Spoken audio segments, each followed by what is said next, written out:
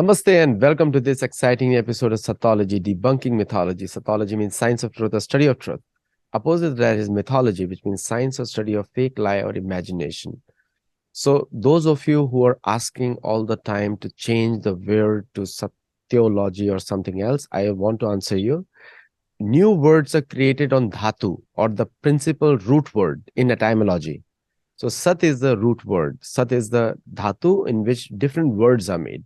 Just like myth is the dhatu in which mithya word is made. So root words are created on only, the new words are created using roots only. Otherwise, they become adverb or some other words. Okay. So I have a very special guest today and you love his show. So let us welcome journalist as well as amazing person. And let's welcome Carpentier. Thank you. Good evening. Thanks for the introduction. I don't think I can measure up to it, but I'll try. There's a sign of a good person that he doesn't take. It's not like getting, I know, majority of Americans are good people, but some of them are very, you have to say their name and they take themselves too seriously sometimes. So coming to the, coming to the dawning realization on American media and politicians that the dollar is in danger. So if they are come to this realization, do you think the world is in danger? Because world has seen a lot of unilateral actions from USA. And before you give your answer, I'll also want to add that French President Macron has openly been going with the Chinese and other people, and he is creating a world independent of the US dollar. What do you have to comment on these things, please? We are definitely in a very dangerous period because things are changing very fast. And the other day I was chairing a talk by a member of the European Parliament who was visiting India. And I pointed out in my introductory words that President Xi Jinping, while visiting Putin, discussed mainly these realities. And when he left Moscow, he said to Putin, and these words have been heard now everywhere, the world is going through changes such as we have not seen in 100 years. And you and I, whereby he meant Putin and himself, I don't think he said the drivers of this change, but we're right in the middle of it, or we are definitely guiding this change. So that shows the awareness that the Chinese and the Russians have that there is now a major transition, and that this transition they have embraced and they are trying to lead it.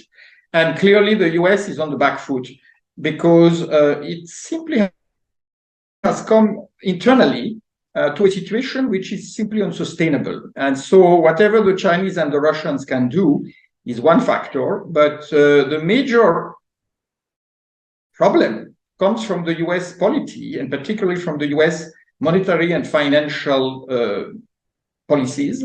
And let's not even go into the social and political decisions, which in the last several years have often been very counterproductive, if not disastrous.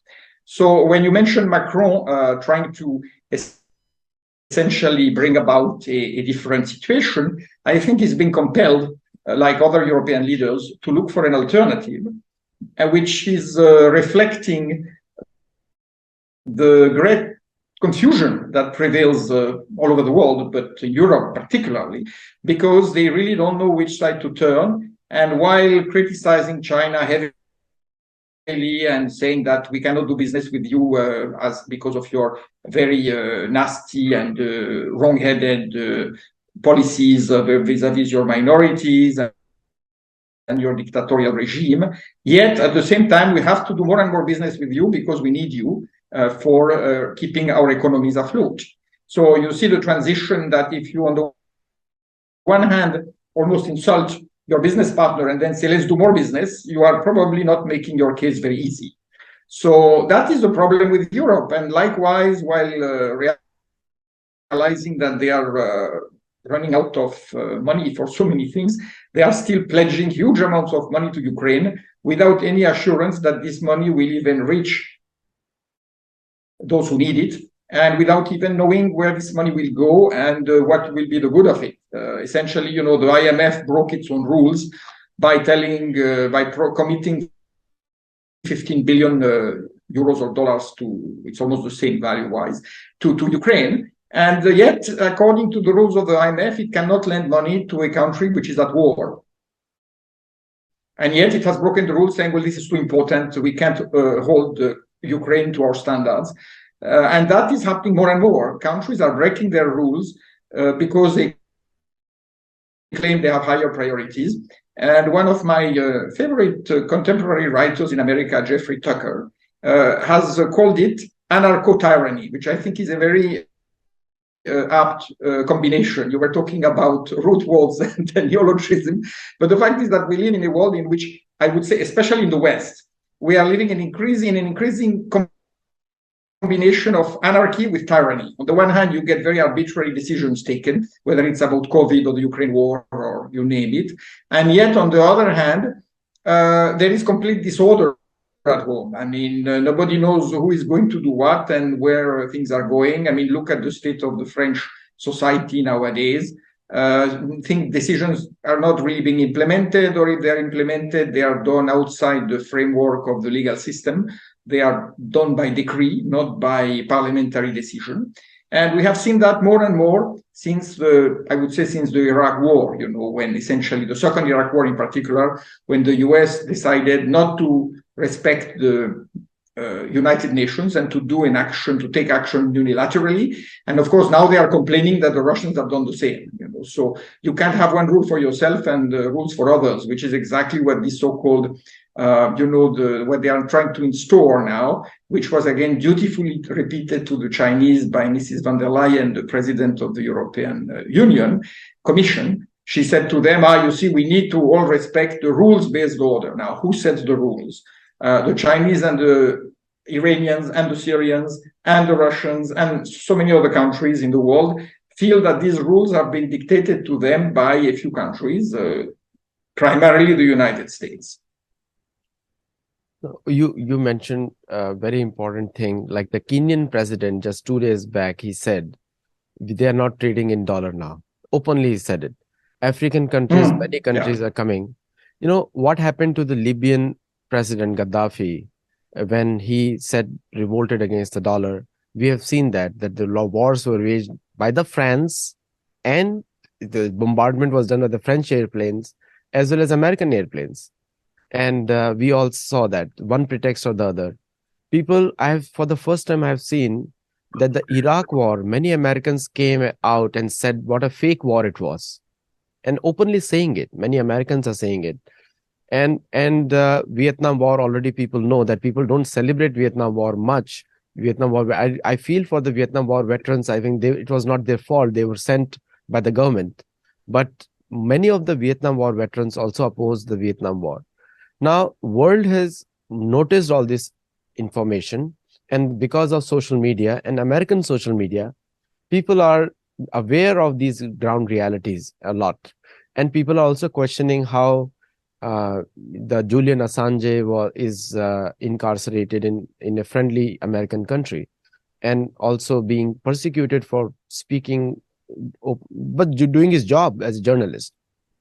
And I see that a lot of things happening where the truth is being spoken and fearlessly being spoken, without fear being spoken. So what do you see in the future, the Western rules-based world order? How far is going to go forward now? Because the world is aware, and large parts of the world are also openly questioning it, and countries are abandoning the source of American wealth, the US dollar. I think that the situation inevitably will change. It already has changed. There is a big debate nowadays as to what should come in place of the current dollar regime. Because you see, everybody knows, at least all economists know, that the US has been able to maintain that system by getting ever greater deficits in its balance of payments. In other words, America had to buy a lot more from other countries than it sold. As a result, the dollar could indeed be exported in payment for what the US has consumed. for that the US consumes, and other countries had to use the dollar to buy essential commodities like oil and food. Therefore, the US was perpetually printing dollars and receiving goods which it was actually paying with electronic IOUs. Now, the IOUs are less and less repayable because there are just too many of them, and the interest rate payment is becoming unmanageable. I mean, the US will soon have to pay $1 trillion a year in interest. Forget about the principal. And therefore, this system is bound to collapse. It was a system that was meant to last for a certain period of time. And eventually, somebody is going to get stuck with all the dollars, which will lose most of their value. And therefore, nobody wants to be in that situation. So everybody is trying to get rid of the dollars and get some other valuables or values. And as you know, the Chinese started the Belt and Road Initiative, which was obviously a global strategy project for hegemony, or at least for gaining a major leadership position. But their own other concern was precisely to use the dollars to do something else and get some real value out of their reserves. So this is the situation nowadays. And if you talk about India, you can see that they are also moving towards joining the future currency of the BRICS, the R5, which is supposed to provide a unit of payment for the transactions that are taking place between the 5 BRICS countries, which will soon be 7, 8, or 10, because several other countries are joining shortly. And of course, that will create a huge market that will essentially insulate itself gradually from the dollar. And so many Americans have warned against that, including Elon Musk, and saying that this will definitely create major problems in America's balance of payments. Because as we know, the fact that the dollar is used for 70% or more of the world payment and reserve system means that America can live much above its means, and that its economy is in large part a speculative economy which rests on intangibles. On the other hand, if you look at the Russian or Chinese economy, they are mainly based on goods and not so much on services. They are based on real things like wheat, oil, gas, precious metals, strategic metals, and so on and so forth. America has been dealing for so long in paper and electronic notes that it's sort of lost the habit of dealing with real things. And that is one of the reasons for the imminent, I wouldn't say collapse of the American economy, because it might take a long time and it might not be a total collapse, but certainly a very sharp decline of the US economy.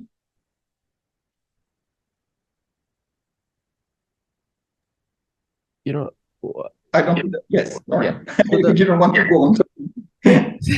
See, the economic prosperity should lead to good health and happiness in the population. And I see that despite having so much wealth, Americans had more diseases, more mental diseases, more anxiety, and I mean, Americans have I live here, I know that we don't have a good quality of life also, including like people are working 2 jobs, 3 jobs just to pay taxes. And the economic system is like this, where just enough is paid so that one job cannot help anyone. So the overall result of economic prosperity in the USA, and people are impressed by looking at Hollywood movies, but reality is totally different. I mean, what they show in Hollywood movies, USA is exactly opposite of that. So what is your view on the balance of life with the American-led system versus the non-American system? Like when people go for vacation to Mexico just so that to feel free of the American system. So, and many Americans have moved out of USA to Mexico and other countries, including India. So for peace of life and for prosperity in everything. So what do you have to say on the balance of life in the world with the American system? Clearly, it is a system based on consumption. Even Richard Nixon in his day said, the only way that we can keep going as a country is if Americans keep buying all that stuff. He used slightly more vulgar language, which I won't repeat. But this was the essence of his awareness, of his conception of the American economy.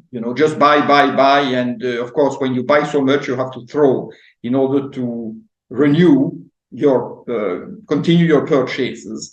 And that creates an economy of dependency on enough income to satisfy your needs, or at least your wants, not your needs so much, but the fact that somehow you have to buy to feel that you are somebody. And health system is part of that consumer economy, which means that if you don't take a lot of medicines and undergo operations, whether it's for cosmetic or health reasons, or now more increasingly for sex change reasons, then you are not participating in the economic growth. So that's why when they tell you America has the best health system in the world because it pays so much more than any other country per capita as well as in total, that means that we have a fantastic health system, as Americans must be very healthy. Of course, that has nothing to do with health. The old Chinese system rested on the concept that you had to pay your physician as long as you were healthy. And if you fell ill, then you didn't pay him until he helped you recover. Because the idea was that the physician had to keep some track of your health and had to warn you. And if you didn't follow, of course, there was a part of responsibility, but still he had to repair the damage.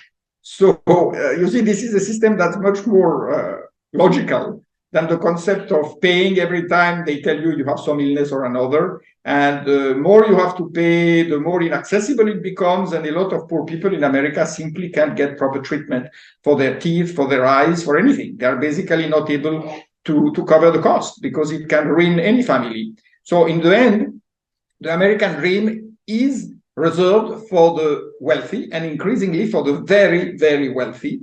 And the rest are basically trying to get there and dreaming about it. But as you said, they watch the dream of wealth in Hollywood.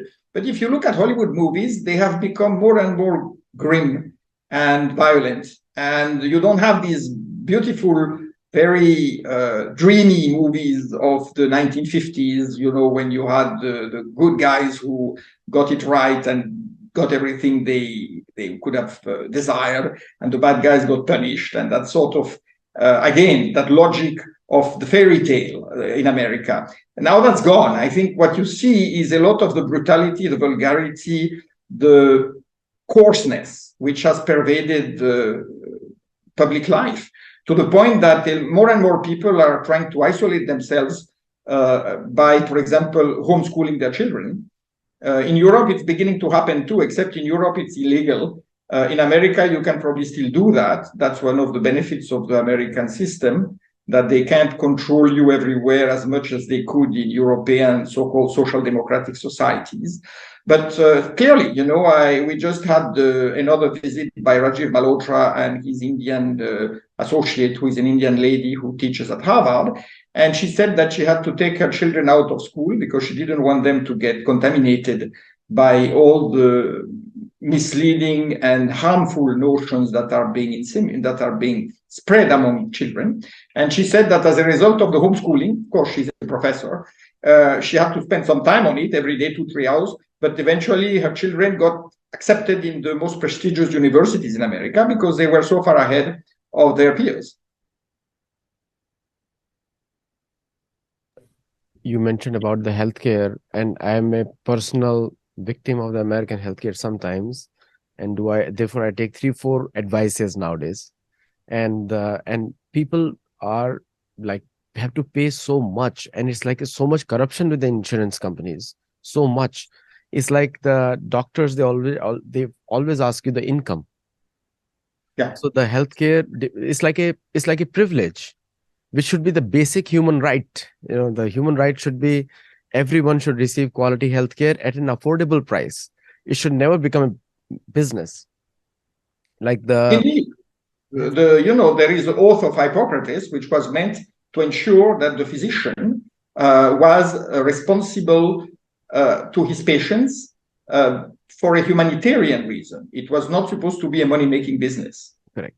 It was not supposed to be. And we see that insurance companies and all, like if this guy is and I know that many healthcare tax benefits are there for people who need that. I know that many state programs are there, but many of those state programs don't get implemented in USA because again demand is that you cannot supply these medicines to them because they don't have money and the insurance is not there. It's a vicious system, and I will never advertise to anyone in the world to follow American health system because it is designed for a few privileged people who can afford it. And like that's why people go to Mexico, people come to India for medical reasons, and people go to other countries, and including the same thing is NHS, even though it is state funded, but there is no a British system is totally broken health system. So coming back to the last point of this, the capital markets, and what is your visibility like? Because I see that the S&P valuation of American firms is 90% is intangibles, which means fake. You cannot realize those wealth.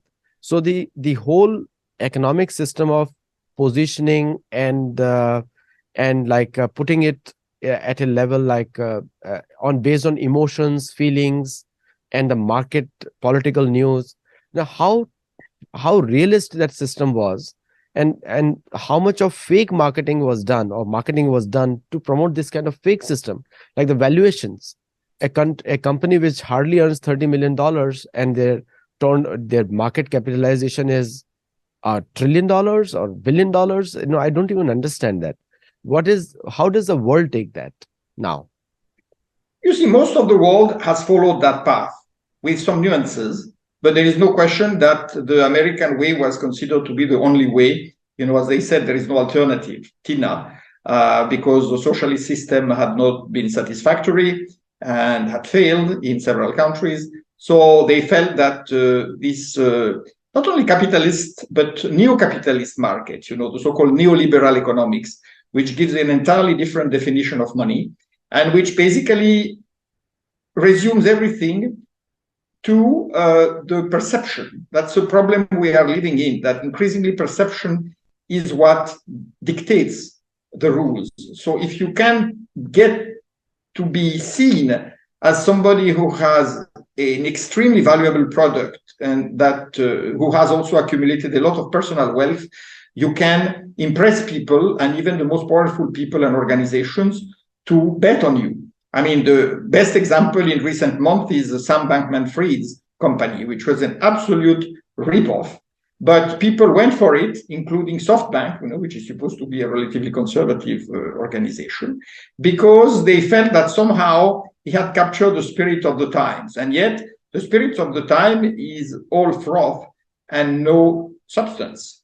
It's become a disaster. Even somebody like Elon Musk, who is an extremely talented person and who has done some pretty amazing things, I mean, the valuation of his companies and his own are not connected to what he's actually producing and earning.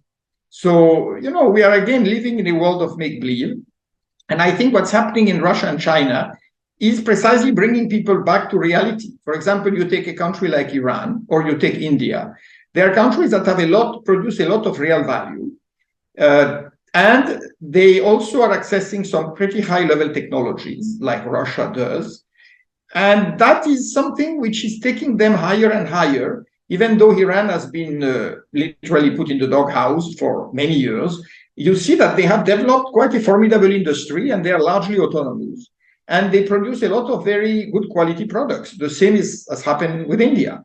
So inevitably, people are opening their eyes. And now you have more and more financial advisors who are saying, if you can put some money in India, you are likely to do well over the long term.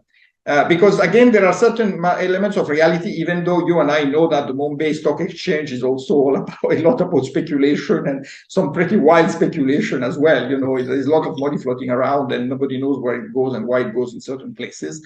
But still, the fact is that these countries have remained based on real things. And fortunately, the bitter experience that America is going through now, I think, is teaching some lessons and opening some eyes. The countries realize that they should not follow that path and they should rather come back to reality.